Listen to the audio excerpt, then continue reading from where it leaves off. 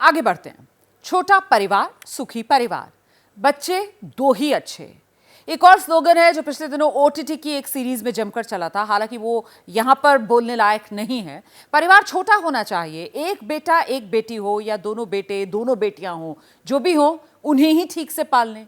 ये कॉन्सेप्ट आप तब से सुन रहे होंगे जब आप खुद भी बच्चे रहे होंगे और घर गृहस्थी से बहुत दूर रहे होंगे। लेकिन अब सोसाइटी दिमागी तौर पर कसमसा रही है।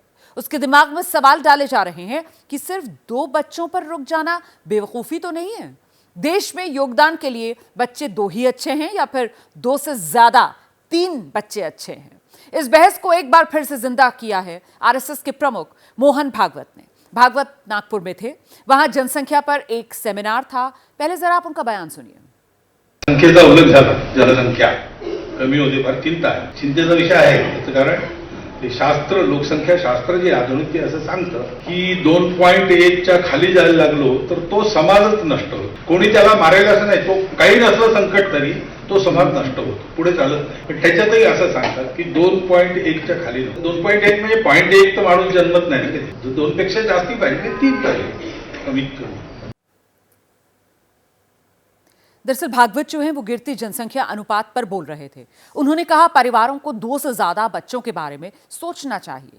ये कहीं नहीं कहा कि सिर्फ हिंदुओं को सोचना चाहिए। उनकी पंक्तियों में सिर्फ हिंदू शब्द कहीं नहीं था। फिर भी विवाद तो होना था और वो हुआ भी। विवाद कहां तक पहुंचा, अब आप ये देखिए।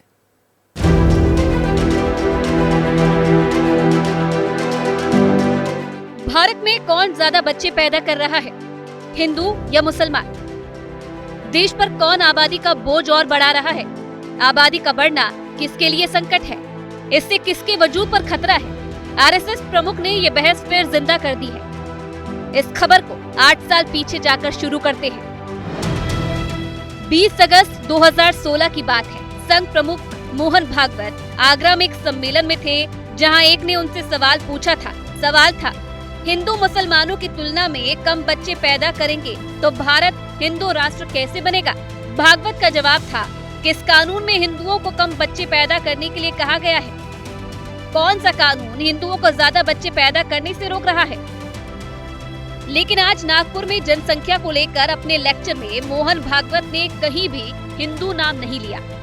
फिर भी अर्थ यही निकाले जा रहे हैं कि उनका ये एड्रेस सिर्फ हिंदू परिवारों के लिए था। उन्होंने हिंदुओं को अपनी हिंदू राष्ट्र की थ्योरी के तहत ही 3-3 बच्चे पैदा करने की सलाह दी है। संख्येचा उल्लेख झाला, जनसंख्या कमी होते फार चिंता आहे। चिंतेचा विषय आहे त्याचं कारण शास्त्र, लोकसंख्या शास्त्र जे आधुनिक असं सांगतं की 2.1 च्या खाली जायला लागलो तर तो समाजच नष्ट होतो। कोणी त्याला मारेल असं नाही, तो काही नसलं संकट तरी तो समाज नष्ट होतो, पुढे चालत नाही। पण त्याच्यातही असं सांगतात की 2.1 च्या खाली 2.1 म्हणजे 0.1 तर माणूस जन्मत नाही ना, किती 2 पेक्षा जास्ती पाहिजे, 3 पाहिजे कमीत कमी। जैसे ही मोहन भागवत की जनसंख्या थ्योरी हाईलाइट हुई, बयान के जवाब में प्रतिक्रियाएं आनी शुरू हो गई, सवाल और हमले शुरू हो गए। हम मोहन भागवत जी से पूछना चाह रहे हैं कि बच्चे पैदा करने के लिए वो क्या लोगों को देंगे, क्या कुछ देंगे?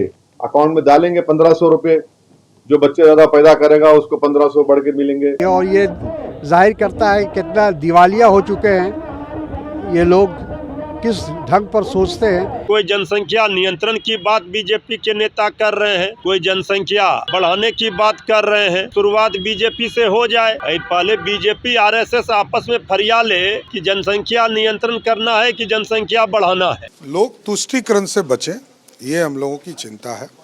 देश में तुष्टीकरण नहीं हो, सभी समाज के लोग जिस तरह बढ़ते आए वो बढ़ते रहे। जनसंख्या पर संघ लंबे समय से बोलता रहा है, जनसंख्या नीति की वकालत करता रहा है। संघ का साफ कहना है, किसी समाज, संस्कृति और सभ्यता की पहचान के लिए जनसंख्या संतुलन जरूरी है। 2 साल पहले भागवत इसी पर बोले थे। कहा था, अगर जनसंख्या में असंतुलन की स्थिति होती है तो देश टूटते हैं, देश का बंटवारा होता है और इसीलिए जनसंख्या को लेकर एक समग्र नीति बननी चाहिए जिसको हर धर्म के लोग माने। लेकिन अब जनसंख्या पर मोहन भागवत के बयान को 2022 नहीं बल्कि उनके 2025 वाले बयान का अपग्रेड वर्जन बताया जा रहा है। इसलिए भी क्योंकि इसमें उन्होंने सीधे सीधे बच्चों की संख्या पर बात की है। इस बयान को बच्चों की संख्या वाले विवादित बयानों की कैटेगरी में रखा जा रहा है। 2015 में साक्षी महाराज ने कहा था, समय आ गया है कि हिंदू धर्म को बचाने के लिए हर हिंदू महिला कम से कम 4 बच्चे पैदा करे। पिछले साल अखाड़ा परिषद के रविंद्र पुरी ने कहा था कि देश की रक्षा और धर्म की सेवा के लिए हिंदुओं को चाहिए कि हर परिवार 4 बच्चे पैदा करे। इस साल अक्टूबर में आंध्र के सीएम चंद्रबाबू नायडू ने कहा, अब 2 से ज्यादा बच्चे पैदा करें, वरना कुछ समय बाद देश में सिर्फ बूढ़े ही बचेंगे। 2 दिन बाद ही तमिलनाडु के मुख्यमंत्री स्टालिन ने कहा, अब छोटे और समृद्ध परिवार की नहीं बल्कि 16 बच्चे पैदा करने की जरूरत है। हालांकि नायडू और स्टालिन के बयानों में उनकी दक्षिण की सियासी चिंताएं थी। दक्षिण में आबादी का अनुपात शेष भारत की बजाय ज्यादा न घट जाए, इसका डर था। भागवत के बयान पर सवाल उठाने वालों के जवाब में उनके बयान को सही ठहराने वाले भी सामने आए हैं, उन्हें भी सुनिए। राष्ट्रीय स्वयंसेवक संघ एक ऐसी संस्था है जो हर तरह से भारत का कल्याण चाहती है। जब भी हमारे राष्ट्रीय स्वयंसेवक संघ के प्रमुख जी कुछ बोलते हैं तो देश के बेनिफिट के लिए कोई बड़ी बात होती है। मान्यवर मोहन भागवत जी को जनसंख्या नियंत्रण पर वक्तव्य देने से पहले भारतीय जनता पार्टी के अपने वैसे नेताओं से विमर्श करने की आवश्यकता उनको होना चाहिए जो आए दिन जनसंख्या नियंत्रण पर सार्वजनिक रूप से अपना विचार प्रकट करते हैं। जनसंख्या को लेकर देश में पहले भी लंबी बहस छिड़ी है, इस बार भी खिंच सकती है क्योंकि बयान संघ के शीर्ष नेता ने दिया है। क्या वाकई भागवत ने 3-3 बच्चों वाला संदेश सिर्फ हिंदुओं को दिया है? अगर दिया है तो क्या हिंदू इसे मान लेंगे? ऐसे कई सवाल हैं जिनके जवाब अभी साफ नहीं है। और आखिर आबादी को लेकर इतनी चिंता क्यों की जा रही है? 2 की बजाय 3 बच्चे क्यों अच्छे बताए जा रहे हैं? इसके लिए आपको कुछ आंकड़े देखने चाहिए। नेशनल फैमिली हेल्थ सर्वे के मुताबिक 1992 से 1993 में हिंदुओं का जो फर्टिलिटी रेट है वो 3.30 और मुसलमानों का 4.41 था, जबकि 2019 से 2021 में इसमें जो अंतर आया, हिंदुओं का फर्टिलिटी रेट घटकर 1.94, मुसलमानों का फर्टिलिटी रेट घटकर 2.36 पर आ गया। तो ऐसे में नेशनल फैमिली हेल्थ सर्वे के मुताबिक इस वक्त हिंदुओं में फर्टिलिटी रेट 1.94 है, मुसलमानों का फर्टिलिटी रेट 2.36 है, राष्ट्रीय औसत 2 है। यानी हिंदुओं के पैदा होने की दर राष्ट्रीय औसत से नीचे आ गई है, जबकि मुसलमानों की राष्ट्रीय औसत से अभी फिलहाल ऊपर है।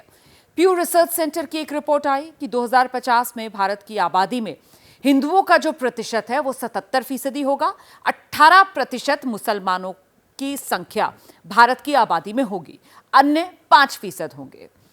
और इस बीच हर मां के लिए उसका बेटा सूरज है, चंदा है, हर बेटी लक्ष्मी है। माता पिता ही तय करते हैं कि घर में कितने सूरज और चंदा होंगे, कितनी लक्ष्मी घर में आएंगी। लेकिन अब हम आपको एक नई तुलना सुनाते हैं। बिहार में नीतीश सरकार के मंत्री रत्नेश सदा के मुताबिक एक बच्चा सिर्फ 1 रुपए के बराबर है। वो आगे कहते हैं इस जमाने में 1 रुपए से भला क्या होता है। रत्नेश सदा का ये जो तर्क है जरा सुनिए पहले।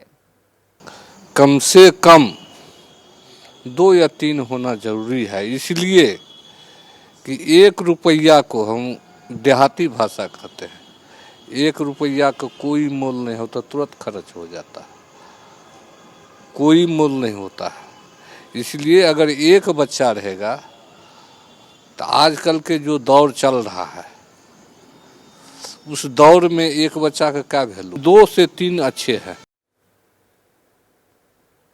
तो नीतीश कुमार के मंत्री के हिसाब से 1 बच्चा मतलब 1 रुपया, मतलब जिसका कोई मोल नहीं है, वो ये कह रहे हैं। लेकिन थोड़ा लोगों की भी सुने कि आज के दौर में वो किस तरीके से बच्चे पाल रहे हैं। बच्चे पालने में भी साहब पैसे लगते हैं। आपको क्या पता कि प्राइवेट अस्पताल में एक वैक्सीन कितने की लगती है और एक बच्चे की जो कुल वैक्सीनेशन है उसमें कितनी वैक्सीन शामिल होती हैं। स्कूल से लेकर कॉलेज तक की पढ़ाई कराना, फिर नौकरी अगर ना मिले तो जमा पूंजी से उसे अपना काम धंधा शुरू करवाना, ये कोई मामूली काम नहीं है। चप्पलें घिस जाती हैं, जिंदगी गुजर जाती है, बाल पक जाते हैं, पता ही नहीं चलता कि कब बुढ़ापा आ जाता है। और ये मैं नहीं कह रही हूं, ये वो जवाब है जो तब तब लोगों के जहन में आते हैं जब जब बच्चों पर ऐसी बहस छिड़ती है। ये लॉजिक हवा हवाई नहीं है। अमेरिका की कोलंबिया यूनिवर्सिटी ने 3 साल पहले बाकायदा इस पर रिसर्च की थी और इस रिसर्च का जो निष्कर्ष निकला था, अब वो जानिए। 3 बच्चों वाले माता पिता समय से पहले बूढ़े हो जाते हैं।